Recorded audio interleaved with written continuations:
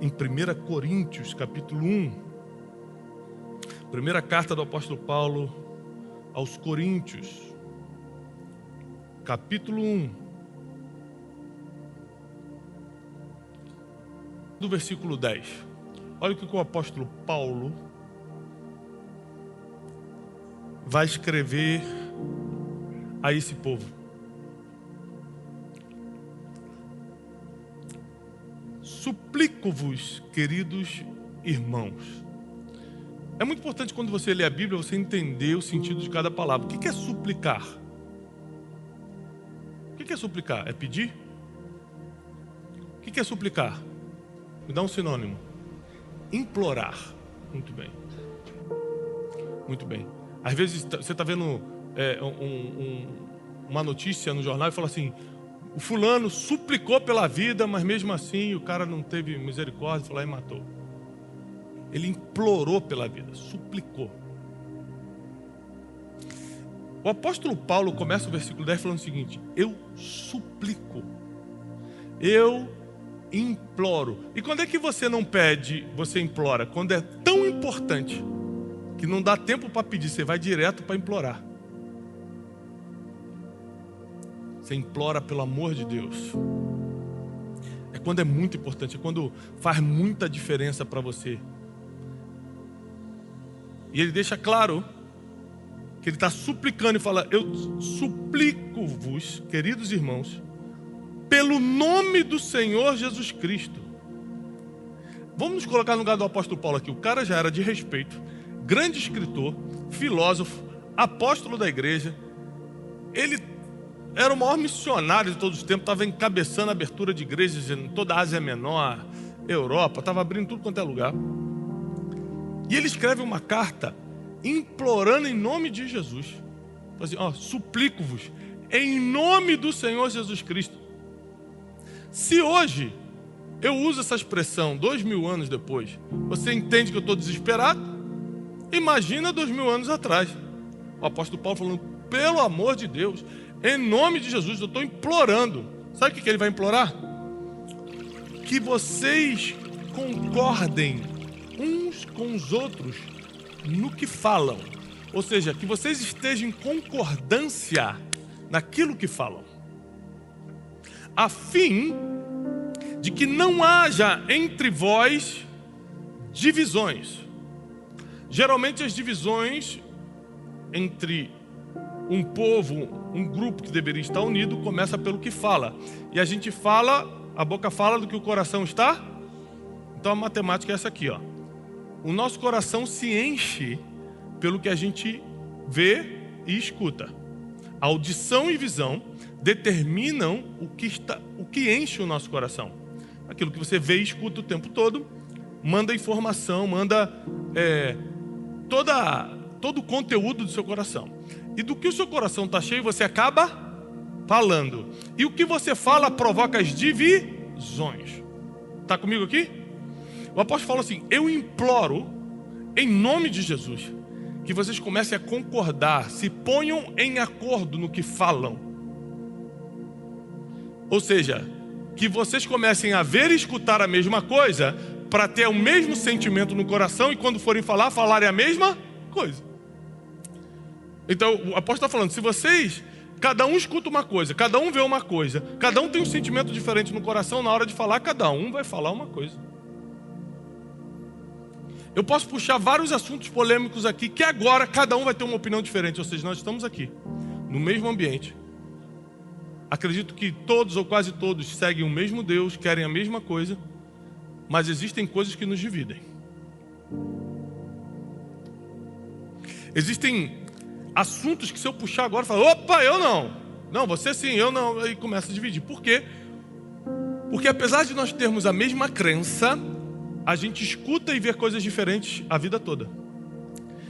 Então o meu coração está cheio de uma coisa que o teu coração não está. O coração dela está cheio de uma coisa que o dela que não está. E por aí vai. Então na hora de falar, tem discordância. Na hora de falar, tem divisão. E Jesus fala em Mateus que o reino dividido não pode subsistir. E ele, quando está explicando isso, ele está falando o seguinte: estavam acusando ele dele ser diabo, dele ser Beelzebu. Você imagina, se acusar o homem mais perfeito do mundo, mais santo, irrepreensível, de ser diabo, imagina o que vão acusar a gente, que erra. A gente erra mesmo. E tem ser humano que faz até concorrência com o diabo. Tem ser humano que é tão ruim que o diabo olha assim: rapaz, trabalho bonito, hein? Eu vou me aposentar um tempo, vou deixar você trabalhando, que está melhor do que eu, né?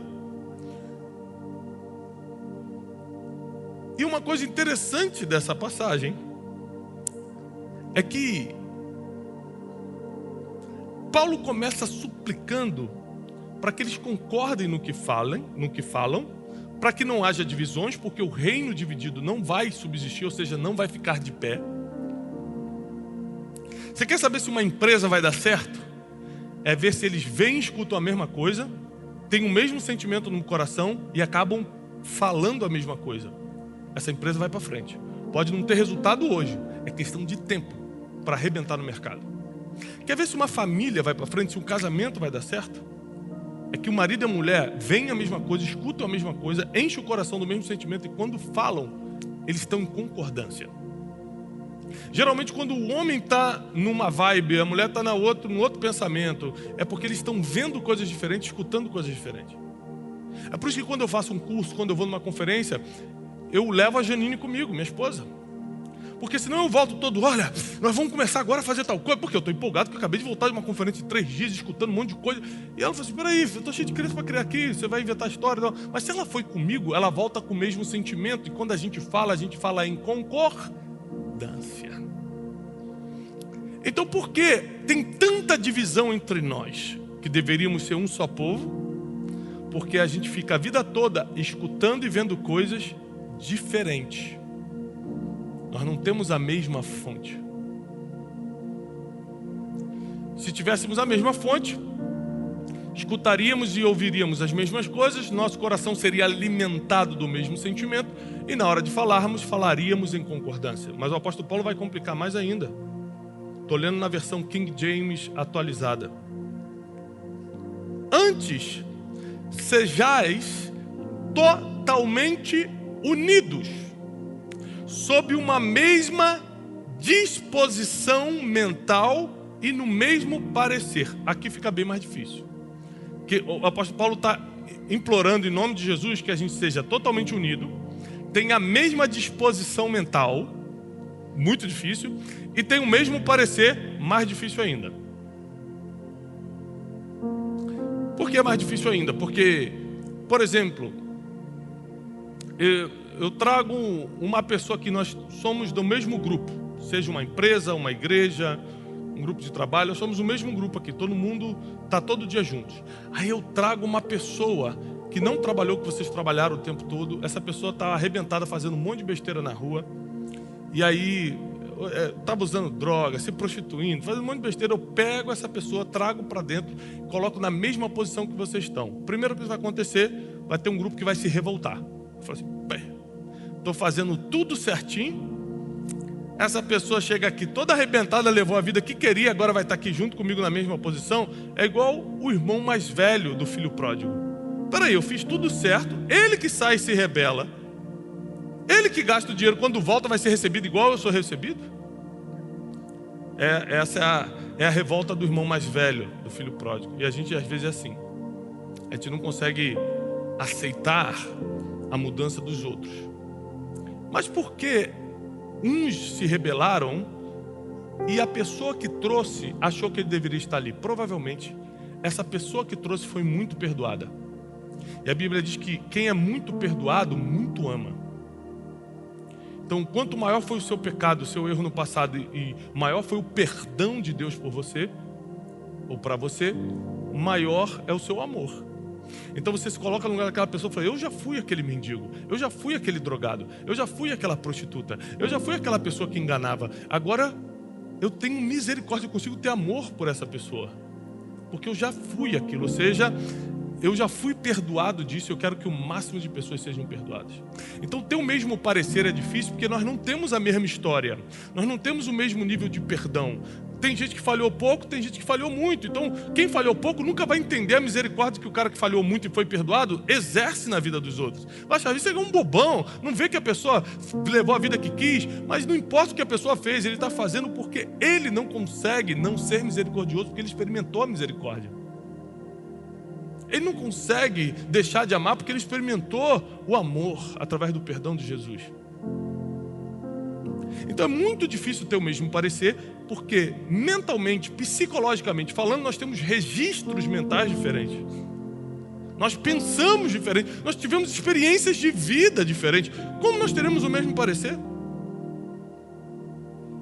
É muito difícil o que o apóstolo Paulo está pedindo aqui. Ele quer que a gente seja unido em tudo. É muito difícil.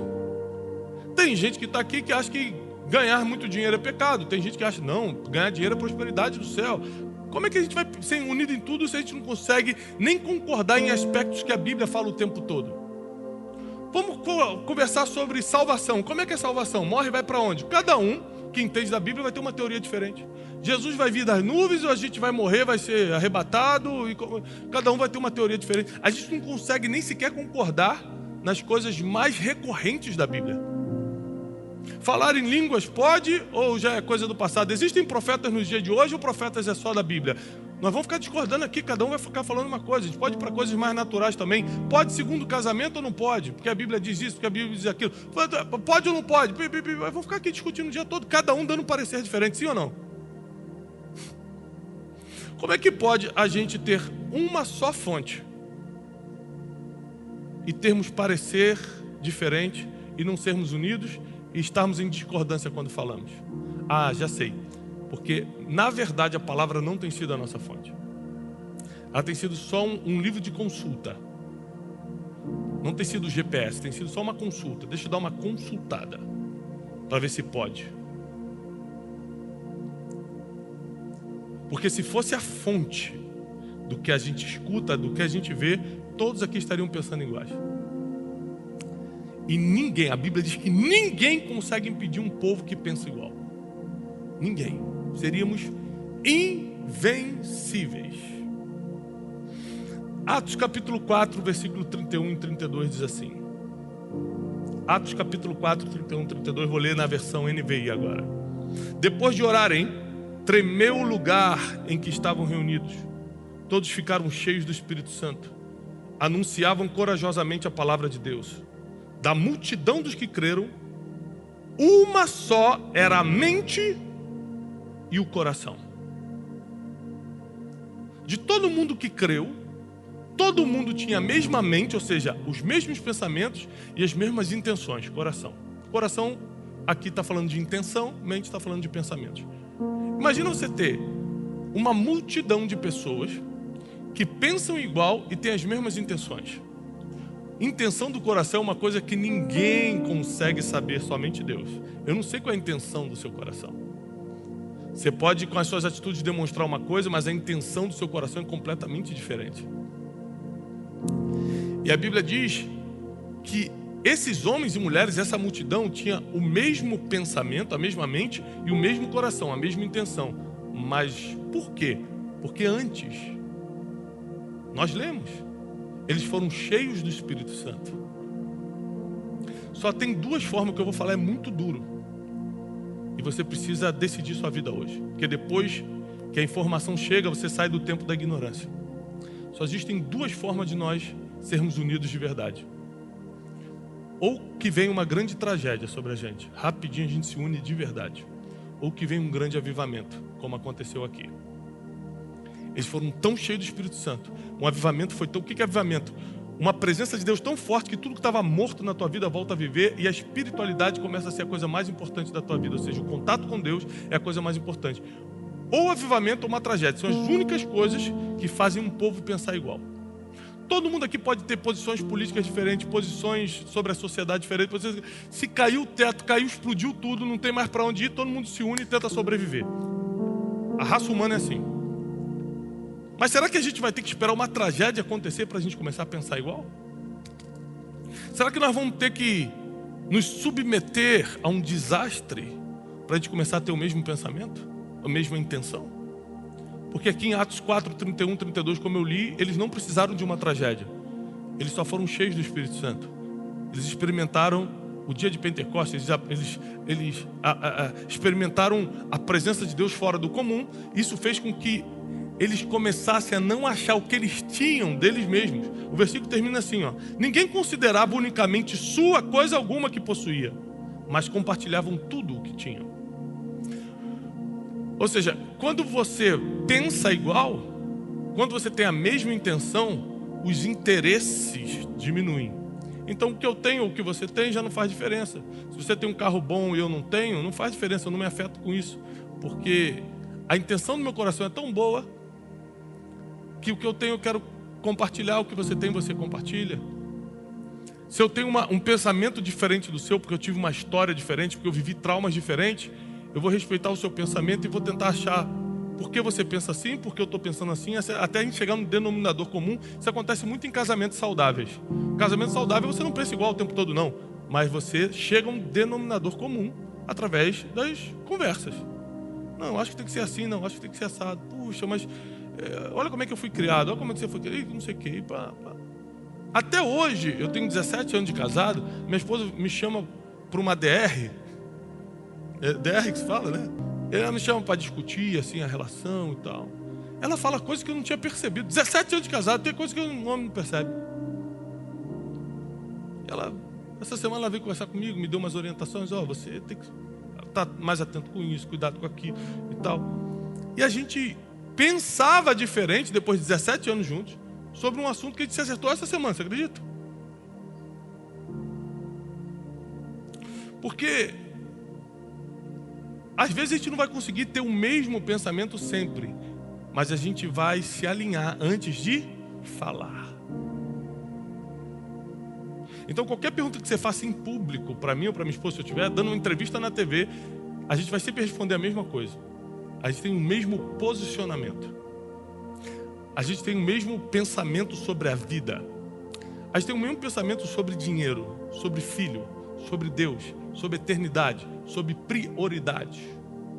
Não somos perfeitos. Como eu falei, essa semana a gente estava se acertando num assunto ainda. Não somos perfeitos não. Mas nas coisas mais importantes da vida a gente já definiu que a gente pensa assim. Nós dois pensamos assim. Ou seja, quando vocês pensam igual, quando tem o mesmo pensamento, a mesma intenção, a chance desse grupo dar certo é maior. Do casamento dar certo, da empresa dar certo, de um grupo religioso, de uma igreja, qualquer coisa dar certo, de um grupo de amigos. Imagina um grupo de amigos que cada um tem uma intenção diferente. Um quer se dar bem porque conhece o fulano, aí ele pode apresentar o ciclano. O outro é porque o churrasco é de graça, ele nunca leva nada. Um é na amizade mesmo. Puxa, eu amo todo mundo aqui. Intenções diferentes fazem com que amizades verdadeiras acabem. Intenções diferentes fazem que sociedades terminem. Então o apóstolo Paulo está dando aqui, não é uma lição religiosa não, ele está dando uma lição de vida. Se vocês não tiverem o mesmo coração, intenção, a mesma mente, ou seja, o mesmo pensamento, vocês não vão a lugar nenhum. Porque o reino dividido não subsiste. E andar unido é muito difícil, porque você vai ter que ceder muitas coisas, você vai ter que aturar muitas coisas. Recentemente eu fiz uma viagem e dividi quarto com 2 amigos. Depois que a gente vai ficando velho, você vai odiando dividir quarto. Eu lembro que eu ia para retiro da igreja e ficava 30 pessoas no mesmo quarto, cabia 4. Não reclamava, achava, legal, todo mundo junto. Você vai ficando mais velho, você vai ficando chato. Por quê? O cara escova o dente e deixa tudo, a mesma pia para todo mundo. E tal. No segundo dia que a gente estava dividindo, chamei os meus 2 amigos. Um está aqui, está disfarçando ali e está ali já. Falei, gente, sente aqui, vamos conversar. A partir de hoje, a gente vai ficar uma semana juntos aqui, a gente estava numa viagem. Os amados vão fazer xixi sentado. Combinado? Não, é porque, filho, só tem a gente aqui nessa casa, não tem ninguém para limpar. Quando for escovar o dente, você vai fechar a sua pasta de dente, você vai pegar um papel e vai enxugar a pia. E fui ensinando para eles. Outra coisa, acabou, vai trocar de roupa, dobra a sua roupa, já deixa tudo organizado na mala. Não deixa a roupa solta na casa. Aí eu lembro minha mãe falando isso para mim quando eu era criança, eu não fazia. Agora eu estou tendo que ser mãe dos outros. Mas por quê? Para a convivência ser suportável, vamos ter que colocar regra. Vou repetir. Para a convivência ser suportável, a gente vai ter que colocar regra. Então, é constrangedor ter que chamar os caras e falar: irmão, faz o seguinte, como você tem problema de mira, faz sentado. Mas só que é melhor do que a gente brigar daqui a 3 dias, eu tá de saco cheio, eu pegar e ir para outro lugar e a gente ficar brigado por causa de bobeira. Então, vamos fazer assim? Vamos. Concordo? Concordo. Pronto, resolveu. Ah, na hora de lavar, de comer, a gente pedia comida, ou fazia, e a gente organizava. Quem lavava a louça, quem fazia a comida, eram 3 homens. Então, geralmente eu cozinhava, e eles 2 lavavam a louça e guardavam tudo. Então tudo foi combinado para a gente ter um relacionamento 7 dias saudável. Mas se nós tivéssemos pensamentos, posições diferentes, cada um vem com a sua cultura, cada um vem com a sua mania. Agora eu entendo como é que as mulheres sofrem. O cara toma banho, larga a toalha no meio do outro quarto do outro cara e fala assim: peraí, meu querido, pega a sua toalha, leva lá pro seu quartinho, o que está acontecendo contigo? As mulheres sofrem. Agora eu estou do lado de vocês. Depois de conviver com o homem, eu vi que vocês tinham razão. Falei: qual é a dificuldade de pegar a toalha molhada, meu filhinho? Esticar. Nós vamos ficar 7 dias nesse negócio aqui, não dá para estourar a casa. Então existem coisas que precisam ser combinadas, existem coisas que precisam ser acertadas. Existem coisas que você passa pelo constrangimento de sentar e conversar, mas também resolve. Melhor do que fugir do constrangimento e ficar a vida toda sofrendo. Então eu sei que conviver em grupo é muito difícil. Conviver em grupo é muito difícil. É por isso que no mundo de hoje a gente sempre vai preferir estar sozinho. A internet faz isso com a gente. Botou no celular. Antigamente era o computador e você dividia o computador com todo mundo da casa. Agora cada um tem seu celular. O mundo está levando a gente a pensar sozinho, fazer sozinho, viver sozinho. O apóstolo Paulo falou: não. Sejam unidos em tudo. Compartilhem das mesmas coisas. Mas tenham uma só mente e um só coração. Porque aí nada vai ser impossível para vocês. Aí o negócio de vocês vai prosperar. Aí a família não vai se abalar diante das dificuldades. Aí teu ministério, a tua vida espiritual vai decolar. Aí as coisas vão começar a acontecer. Porque você pensa igual. Você tem a mesma intenção. Você luta para ficar unido. Tem gente que quando vê a dificuldade já sai fora para ficar separado.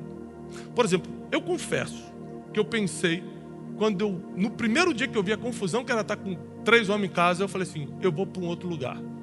Eu alugo um quarto num outro hotel e vou embora.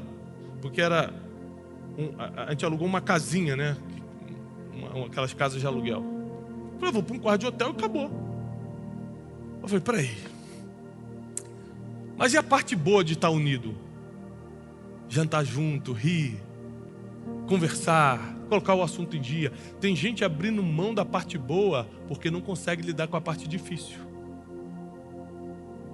O casamento é muito difícil, mas só lidando com as coisas difíceis você vai curtir a parte boa do casamento. Ter amizade é muito difícil. A pessoa às vezes não corresponde no nível que você quer, que você precisa. Mas só lidando com as coisas difíceis da amizade você consegue lidar com as coisas boas depois. Porque toda recompensa exige um esforço. O apóstolo Paulo está ensinando isso claramente para a gente. Mateus 12, 25 a 30. Eu quero ler todo Mateus 12, 25 a 30. Jesus, porém, conhecendo os seus pensamentos, disse-lhes: todo reino dividido contra si mesmo é devastado. Todo reino dividido contra si mesmo é devastado. Então, sua empresa, sua família, sua igreja, seu grupo de amigos, todo reino que se divide é devastado, não tem chance nenhuma. Como é que funcionam as guerras? Você já viu muito filme de guerra na TV? Eles fazem de tudo para mandar um espião. Qual o trabalho do outro país? Mandar um espião. Precisa de uma erva daninha para ir dividindo o reino, para ir jogando informações diferentes, para um discordar da posição do coronel, para o outro dizer que o general está pensando diferente. Ou seja, se tiver discordância, entra a divisão e a chance de derrota é muito grande. Então, nosso esforço, a partir de hoje, tem que ser viver unidos, em concordância, para que nós não sejamos devastados. E toda cidade ou casa dividida contra si mesmo, não fica de pé.